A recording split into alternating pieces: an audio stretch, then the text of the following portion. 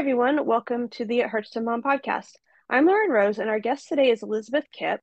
Elizabeth is a stress management and historical trauma specialist who uses trauma-trained and yoga-informed addiction recovery coaching, ancestral clearing, compassionate inquiry, and yoga to help people with their healing. Elizabeth healed from over 40 years of chronic pain, including anxiety, panic attacks, and addiction. Now in long-term recovery, she guides others to unleash their healing power, find freedom from suffering, and live a thriving life. She is the best-selling author of The Way Through Chronic Pain, Tools to Reclaim Your Healing Power. Thank you for coming on. Well, thank you so much, Lauren. It's my honor to be here. Thank you for asking me to be a guest. Sure. So let's start just kind of with your chronic pain experience. Like, what have you dealt with? How and when did it start? Things like that. Well, I think for the audience, I think the first thing I'll do, if it's okay with you, is define what chronic pain is.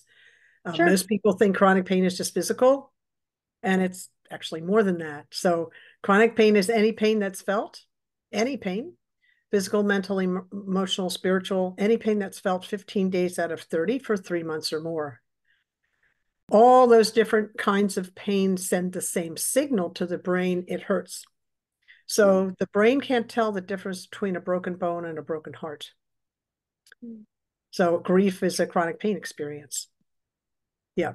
So my experience with that was I really grew up in a chronic pain environment where I was constantly stressed and in a fearful state. Let's talk a little bit more about chronic pain so that the story has context. And in a healthy person, kind of a normal person, we have a stress response, which when we perceive a threat, the stress response goes into the on position. There are a whole bunch of physiological actions that take place in the body, physical, mental, emotional, kind of as a system. The whole system turns on, acts in a certain way. We deal with the threat. Once that's handled, the stress response goes in the off position, and we're good. In chronic pain, the stress response gets stuck in the on position. So now we're in chronic stress, and we're not actually built for that, or our body's really not built to handle that kind of that kind of physiological state. It's very difficult on us. It promotes disease in the body. So when we're in a stressful environment and our reaction to the stressful environment is that we perceive that we're constantly under threat, like we're in fear mode, then we're in chronic stress and we have chronic pain. And that's the way I grew up. I didn't know that. I didn't know that was what I was dealing with, but my mother was in chronic pain. And because of the way she was reacting to the environment, my brother and I ended up in chronic pain. But it expressed in me really emotionally. I felt like I was on a lot of pressure emotionally because I wasn't allowed to express myself in any way. I had to keep all that emotion inside. That's very stressful. And also, it turns out that I don't digest, I have no ability to digest casein, which is the base protein in milk and dairy. And I was forced to drink 3 glasses of milk a day at meals. And I just constantly had a bellyache. So I had physical pain as well. So I had irritable bowel and I had all this pressure emotionally. That's the chronic pain experience. But nobody called it that. And I just went on with life. We just pushed forward. When I was 14, I had an accident and I broke my 5th lumbar in the base of my spine. The bone broke front to back and slipped forward into my pelvis. But I had been under so much pain up until then, I didn't even know I'd broken a bone. I walked away from that accident not realizing, I know it hurt, but I didn't realize how much damage had been done. Because I was so accommodated to the chronic pain lifestyle, this chronic stress, that nervous system just got used to that even to this day, with all the work I've done, the healing work I've done, I still have difficulty telling where's the line between enough effort and then injury. I have difficulty distinguishing that. It's still a challenge for me. So now we've brought in another aspect of chronic pain, which is that it creates a habit in the nervous system. Oh, this is how Mm-hmm. we do life, right? So that's important. Um, so I dealt with that back injury. It hurt for a couple of weeks, like a lot. Um, and then I kind of went back to my life, and I I dealt with it off and on. It was difficult. I had about 7 years where it was kind of in and out of my life, the pain, physical pain in my back. And then and about 7 years after that accident, I really kind of took a turn, and I had to get a diagnosis. That's when I knew what I'd done to myself. As we took an X-ray, and oh, you have an old injury. Oh, I know where that happened, right? Mm-hmm. So so chiropractors, I worked with chiropractors for 7 years, and then the slip became unstable, and that 25% slip into my pelvis went to 80, and we had surgery, and it took a number of surgeries to get that stable. And at that point, I started taking a prescription medication for pain and anxiety. So, and 31 years later, I went into pain management and got off all that medication and healed. But between the surgery and, well, really before the surgery and the pain management program, I had this long history of chronic pain. And the doctors, except the very last one that I met, um, they didn't know anything about chronic. They didn't know how to treat chronic pain. They said, "Oh, you'll be in pain for the rest of your life. Learn to deal with it. Here are your opiates and your benzodiazepines." That was their answer. Um, so it took me a while to find this guy who wrote this beautiful book, Dr. Mm-hmm. Peter Prescott, Conquer Chronic Pain: An Innovative Mind Body Approach. He was the one that had the pain management program. I went in. This is a great book. And my book is like a follow-up. It's like the patient manual to his book. This is kind of the user manual to his book. He passed away in 2016, but he left us that beautiful book. And he really understood the nature of chronic pain in the brain, and understood that we need to address the changes that happen in the brain because of chronic pain, and opiates and benzodiazepines don't do that. So what happens in the brain because of chronic pain is, and anybody here that's had this experience will totally recognize it. One, we get chaos in the brain. We can't think straight. We don't remember what I just did. It can be very confusing. Life becomes confusing and chaotic. Second thing is we get a more pronounced negative mind than usual. Now, normally, a normal, healthy person has a little bit of negative bias. Like when something new comes into the environment, our first impulse is no, which is kind of a safety thing. So we have a slight negative bias. In chronic pain, that gets accentuated, and we get a lot of negativity.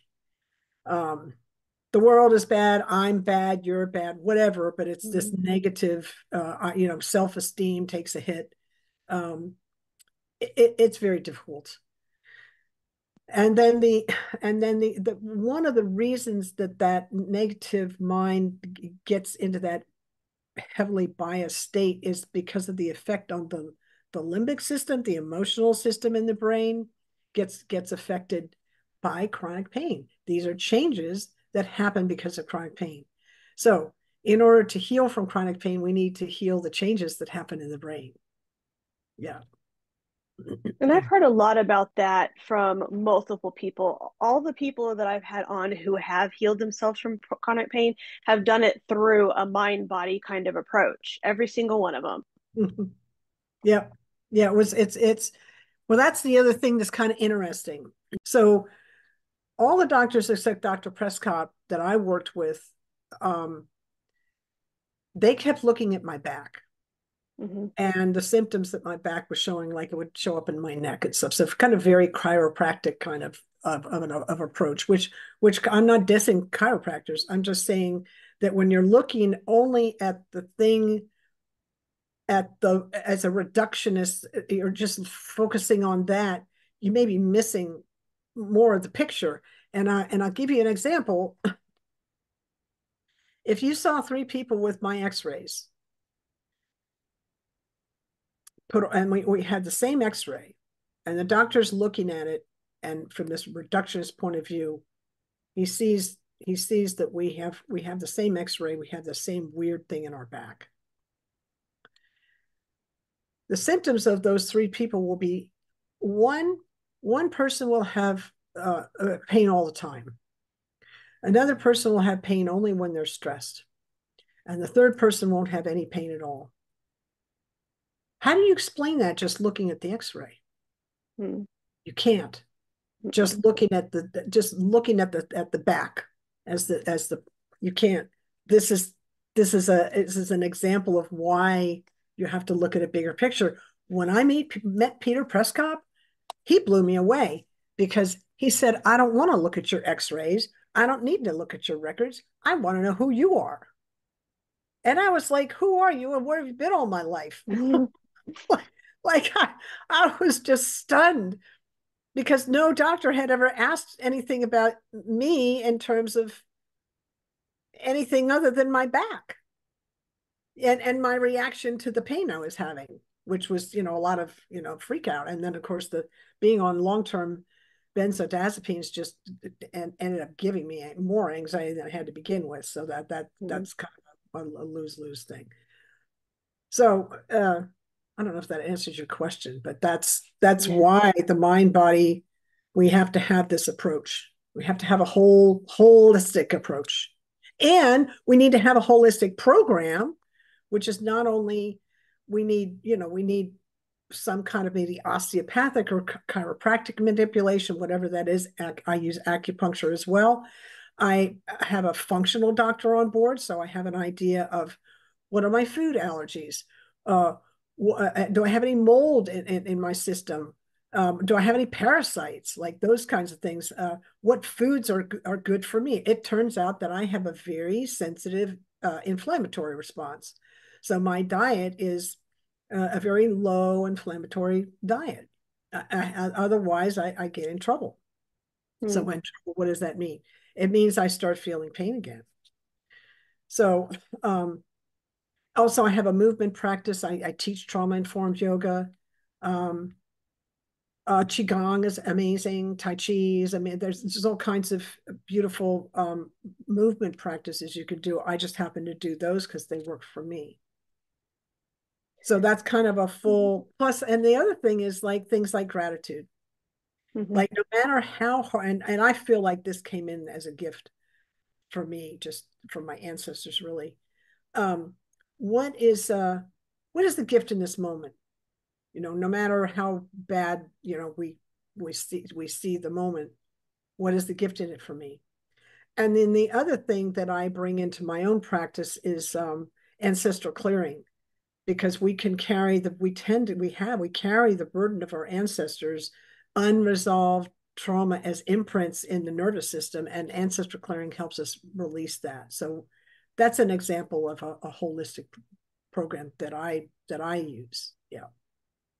Yeah, I love functional medicine and holistic kinds of practitioners because they don't just specialize, because specialists just look at, like you said, just their one area of expertise. Mm-hmm. But there could be all sorts of other issues that are causing this or exacerbating this.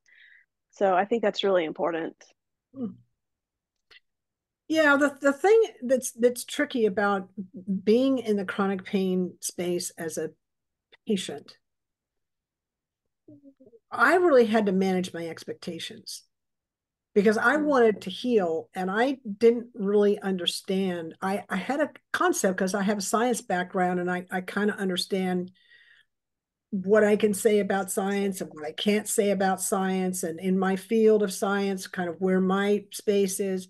So when I go into in front of any healer, right, they have a scope of practice. They have this is what I can talk to you about. And anything outside of that is not my area. I'm not studied in it. Insurance won't cover it. Like that kind of insurance is a big piece of this.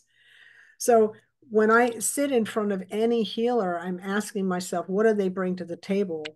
And what do they not bring to the table? What can I ask of them that's reasonable? Right. And we can get, I mean, I've sat in front of so many, I've sat with so many other chronic pain patients over the years. I mean, this is 4 decades I was in and out of 3 decades I was in and out of hospitals, and 4 decades I was with other people that had some kind of chronic pain. And so I kind of got to see the patterns. And one of the things that people had difficulty with was talking to their healers, talking to their doctors. They just didn't, they weren't in a place where they could stay there and advocate for themselves in an empowered way. And part of that is like understanding the scope of practice. The doctor can do this, but they can't do this. And that's helpful. That was helpful for me to just kind of understand. And it also helps keep the conversation on point. Right? Mhm. Because it could get off, and they don't have that much time. Doctors don't in the West anyway. There's not much time, so you kind of have to hone in on what do I want, what can we get accomplished today in this appointment. Yeah. Yeah, that makes sense. Advocating for yourself is really important, but it's hard for a lot of us. I've got a relative who has a lot of health problems, and she is very outspoken. She'll give you her opinion whether you want it or not. However, when it comes to asking her doctor basic questions like why is this happening to me? What's the next step if this treatment doesn't work? She doesn't ask any of those questions. And I guess people are just intimidated by our Can be. practitioners. They can be. That would be something that I would encourage everybody who's a patient or has a family member or friend who's a patient and who's you're trying to advocate for, is to help them move from a to change to see the power structure a little differently when they walk into a doctor's office, instead of like, well, they know all the answers and I don't know anything. That's not really helpful. Work in the direction of being collaborative, which if you have a good doctor in front of you, they'll be open to that. One of the things that we the as I said, there's not much time. Doctors don't have much time, and they kind of have to. They've got their lane that they have to stay in terms of insurance and stuff, and so they're going to kind of. This is why it's so important to consider different kinds of healers, because they offer different things and they have different perspectives. But a doctor, I'll give you an example. I give you an example of when I kind of went out of the lines. I broke my wrist a while back, and I had to, had an orthopedic set it, and you know, sit in front of the doctor, and he's, you need to do this and that, and don't do this and that kind of stuff. And I took his instructions because he knows about healing bones. But here's the thing: this is where I made my mistake, because I kind of knew better, but I was hopeful. I was hoping that he would actually have an answer for me. I said, okay, so what foods are good for me to eat to help heal bones? And he said, there aren't any. And I'm like, I actually have some education in food science, so I actually know that there's some foods that are actually helpful in healing, right? But this was outside of his, and I didn't sit there and laugh at him and be mean or anything like that. I kind of laughed inside, but that's okay.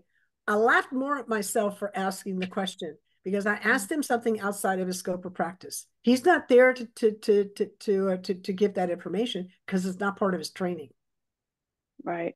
See, it's a very simple, it's almost an obvious question in terms of for a patient to ask, but you kind of have to understand where's their lane and don't ask a question outside of it. That makes sense. So when you were in chronic pain, like how did it affect like your daily life? How did it affect your relationships, your parenting if you're a parent? Yeah, so the problem with chronic pain is that it tries very hard, it's very good at it. It steals your attention away from everything but it. So, and then you have this chaotic mind, and then you have this negative bias, and try and be an effective parent in that space. Good luck with that. Mm. Now, my son and my husband, I had a son and a husband during all this time, and we're both scientists, and um,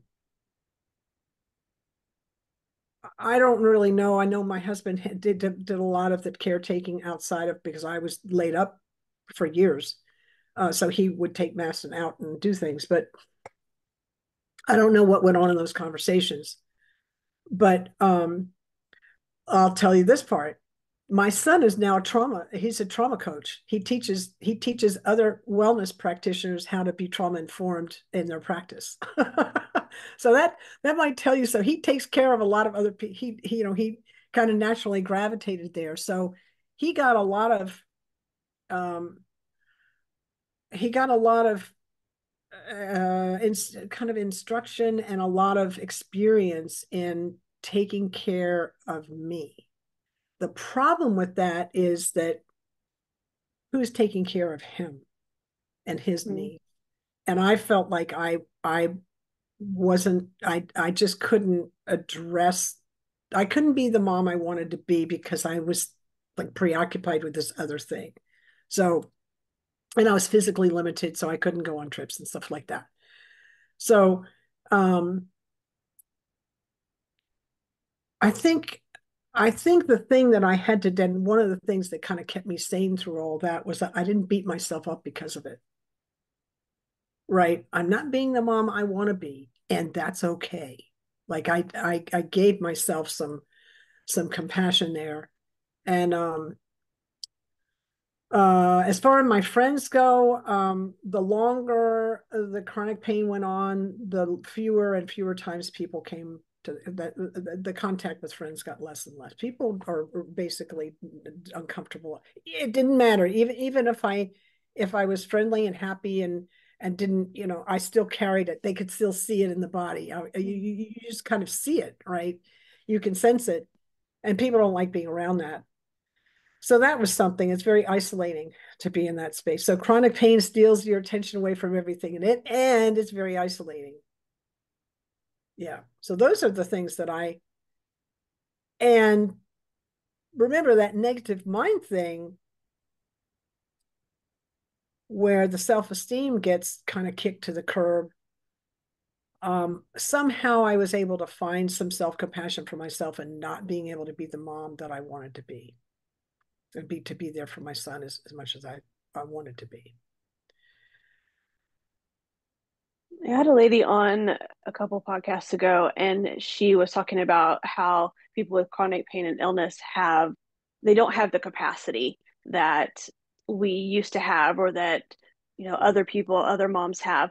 But she said, if we're working at, say, 40% capacity and we give 40% of our capacity, we're still giving 100%. And that really helped me kind of change my mindset on how I'm parenting, because I know I do the best I can, but there are things that I just can't do, Hmm. and that I want to do and I wish I could do. And sometimes I have guilt about that, but that really kind of helped me change how I thought about things. Yeah, that's really important.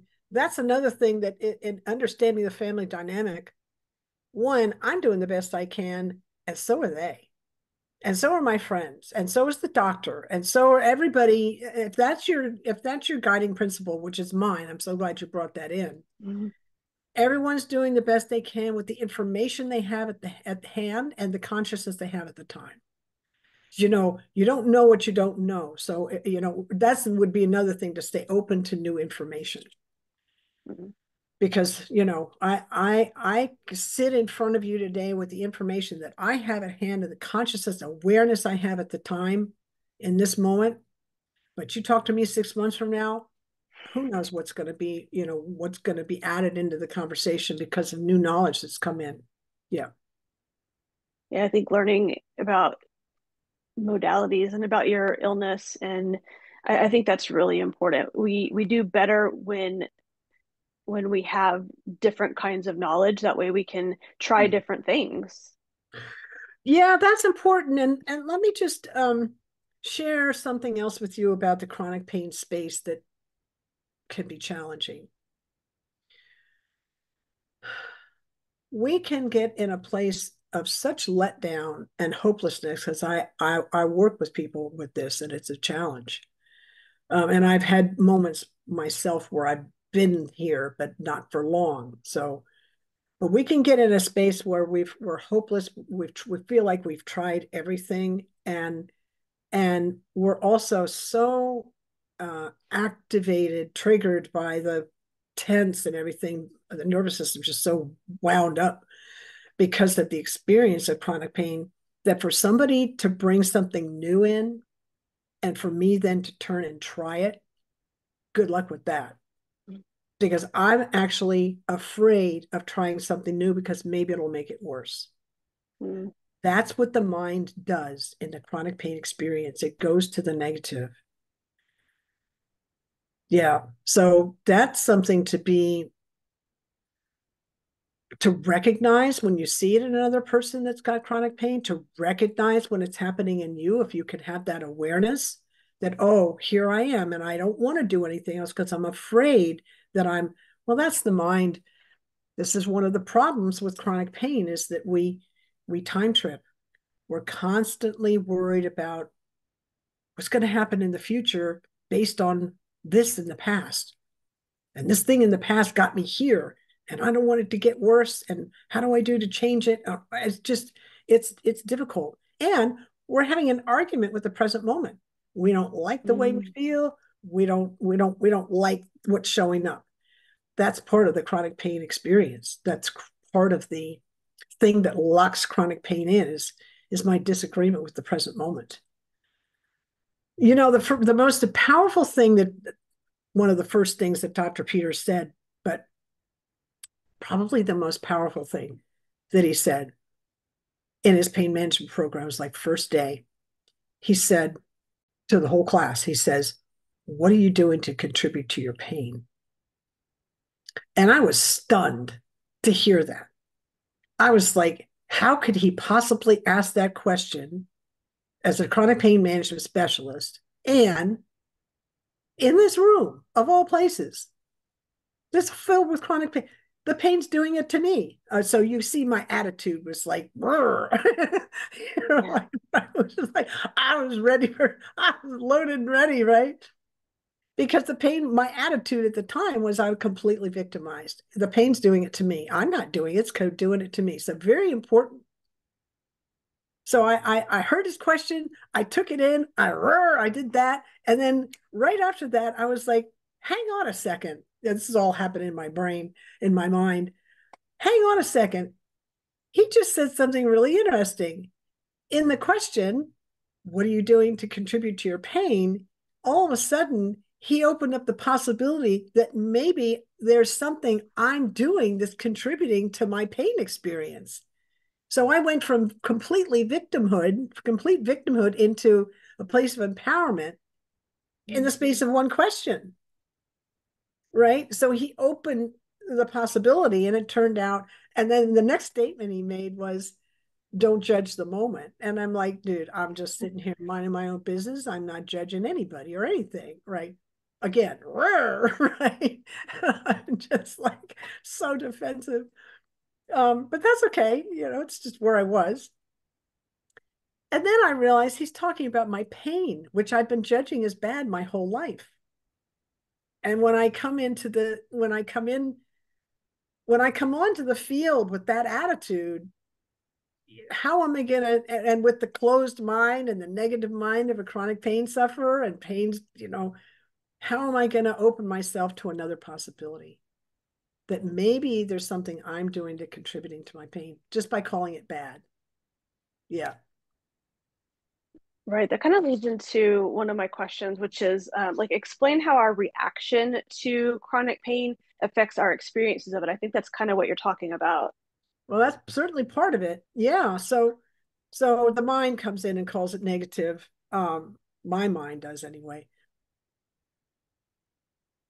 The other thing is that we tend to react to pain with tension. We Mm. contract, and I had to thank goodness for yoga and qigong, which bring breath into the practice, because I learned how to and also meditation, but um, I learned how to use the breath to help me relax, to help me calm in the face of that. And that's how I got through when I broke my wrist. I broke it right from the wrist down. I broke in 7 pieces right here, kind of shattered.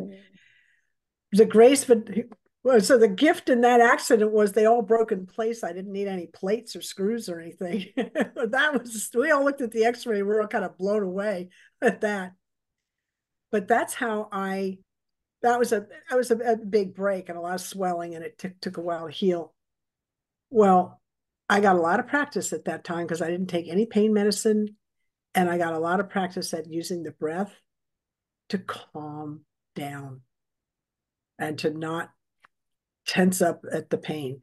Now, that for me, because I had this old habit of a lot of pain, a lot of tension in my nervous system for years and years, it took me time to unwrap that, to unwind that habit, but it's doable. So our reaction is with a lot of tension. Our reaction is it's bad. Our reaction is I want to get rid of it as soon as possible. So if we change that narrative into pain is information for me, what am I going to do with it? It's completely different, right? So we have a choice in how we react. We just have to we have to bring the breath in, because the nervous system is going to generally just tense up. It's kind of what we do. But you can use the breath to that. There's an intimate connection between the brain and a long exhale. And when we're in pain, it's like we're under threat, like we're guarding ourselves. So we're in this fight flight kind of shutdown space. And when you bring in the long exhale, you bring in a sense of calm that sends a signal for the nervous system to calm. And you can't heal when you're stressed out. You need to be in rest or digest to heal. So this is a practice in the chronic pain space, is to, what can you do? And this is what I excel at. This is, I teach this stuff, but I had to learn it myself. Like, I don't teach anything I haven't actually, I don't actually use myself. So, so that long exhale to help calm is very important. Yeah. So these are all the things. And also remember, chronic pain is going to try and steal your attention away from everything but it. So notice that you're responding like that, and notice that you've got this negative mind, and you can rewire that. You can shift that. It takes somebody it takes people that understand the space, that have walked through it and know how to move out of it. But just kind of be aware that that's what happens. And my favorite concept that you just talked about is how pain is information. I talk a lot about how pain is communication. I was in a 4-week pain recovery program inpatient at a hospital for my migraines that I dealt with for Wow. 20 years. And one time we were doing this guided meditation. And so we were supposed to picture our pain, give it a shape, give it a color, that kind of thing. And then we were supposed to talk to it. So I asked my pain, why are you trying to hurt me? And my pain came back to me in kind of a hurt, like its feelings were hurt, which I mean sounds silly, but that's just what happened. And it said, I'm not trying to hurt you, I'm trying to tell you something.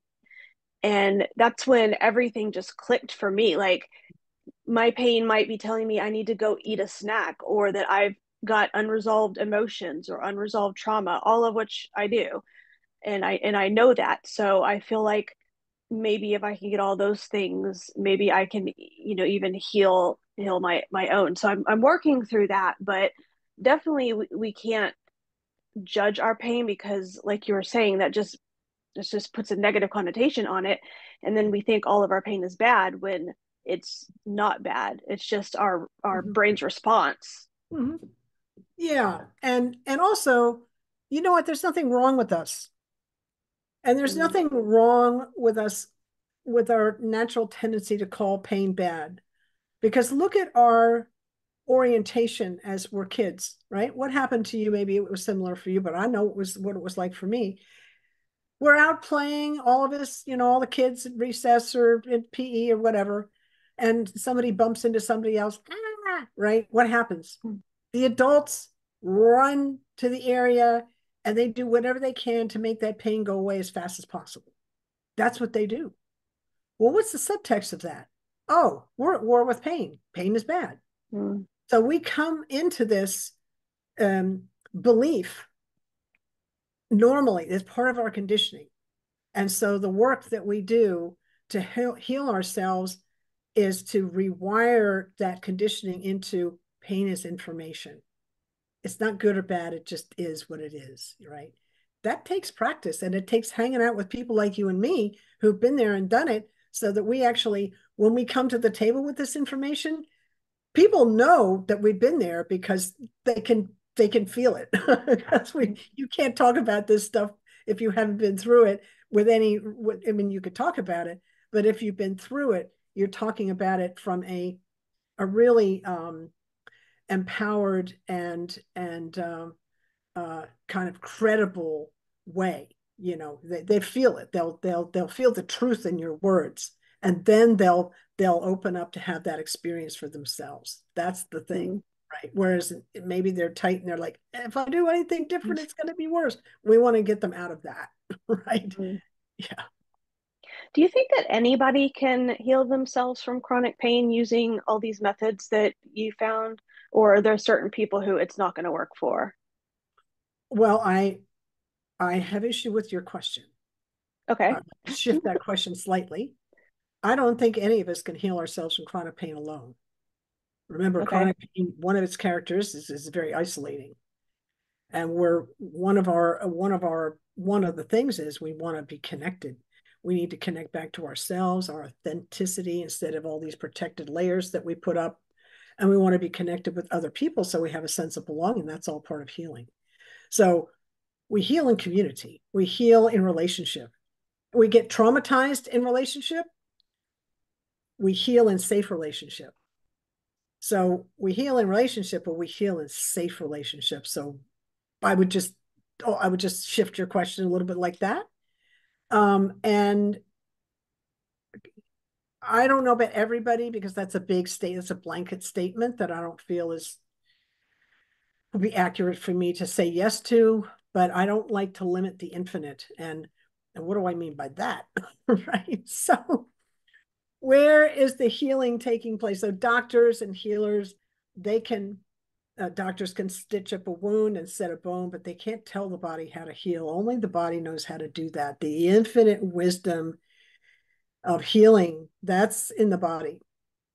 And who am I to limit that? You've just put out a statement, can anybody heal? And I'm kind of like, well, who would I be to limit the infinite healing power? I wouldn't want to say one way or another whether it's possible or it isn't. But my experience is that we have a very powerful healing mechanism inside. And one of my issues was, yes, I look outside for help, right? I'm looking for safe relationship around this topic, right? For guidance and help, but it's up to me to actually do the work, right? So, my question really, the thing I would be asking here is what is your commitment? Are you committed to your healing?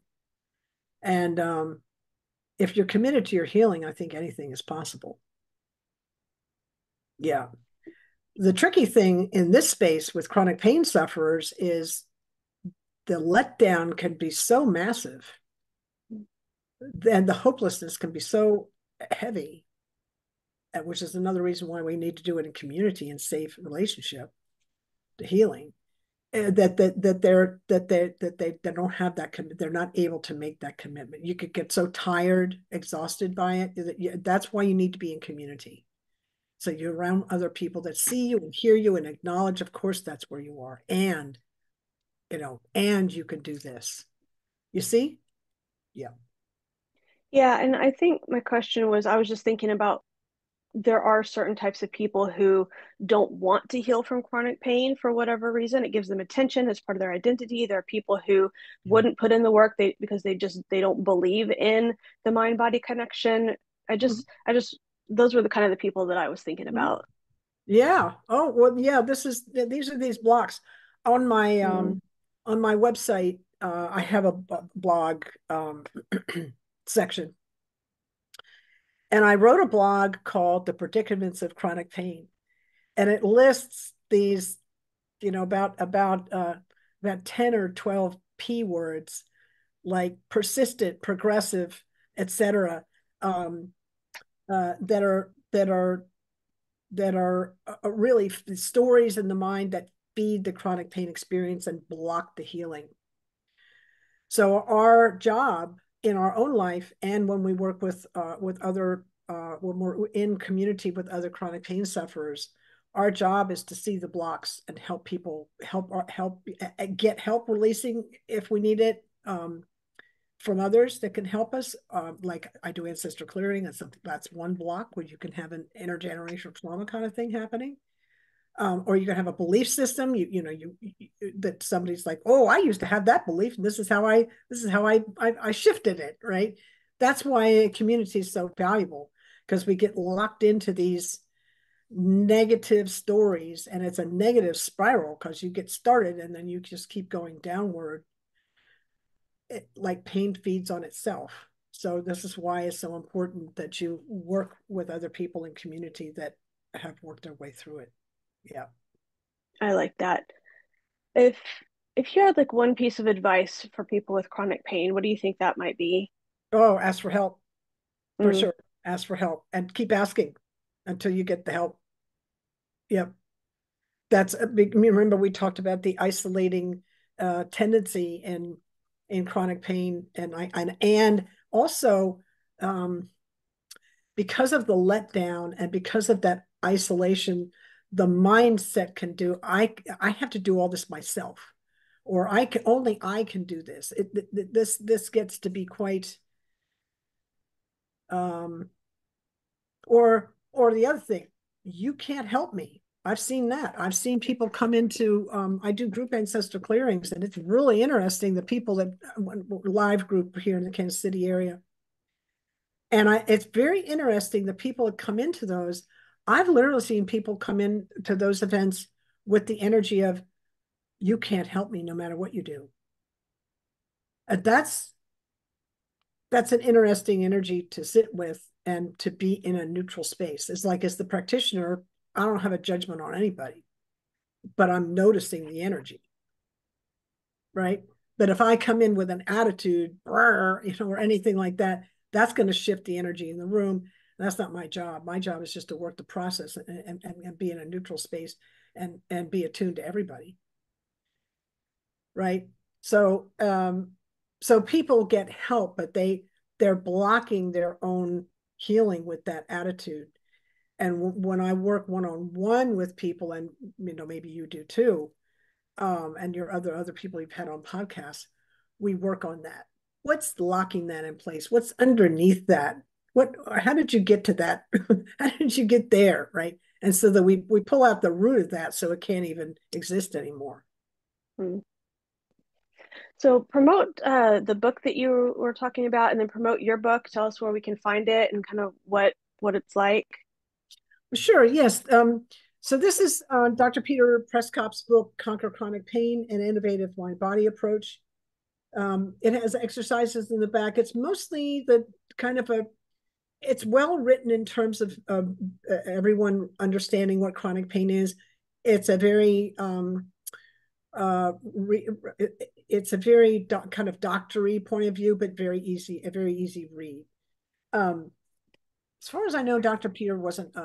Prescott wasn't a chronic pain sufferer, but he sure knew what it did. He sure knew how to treat it. It was amazing. And then my book, The Way Through Chronic Pain: Tools to Reclaim Your Healing Power, um, is for chronic pain sufferers and those who care for them, doctors, nurses, family members, and friends. It offers proven techniques to clear pain and live a life free from suffering. From a former chronic pain sufferer, me, who searched the globe for answers and found them. And you can find me, and you can find both those books on Amazon, or you can get an autographed copy from me on my website, which is Elizabeth with a dash kipp.com, Kipp. You got to put a dash in between my first and last name to get to me. And I have lots of free resources on my website, and you can book a session. You can book a 15-minute introductory session with me if you want. And thank you so much for asking and having me on your show. All right. Thank you for coming on. Make sure to subscribe to this podcast so you don't miss any health, parenting, or life advice. For my freebie, 30 ways to relieve pain without taking a pill, go to ithurtstomom.com/tips. If you have comments, suggestions, or want to be on this podcast, just email me at ithurtstomom@gmail.com. I wish everybody a blessed and pain-free day.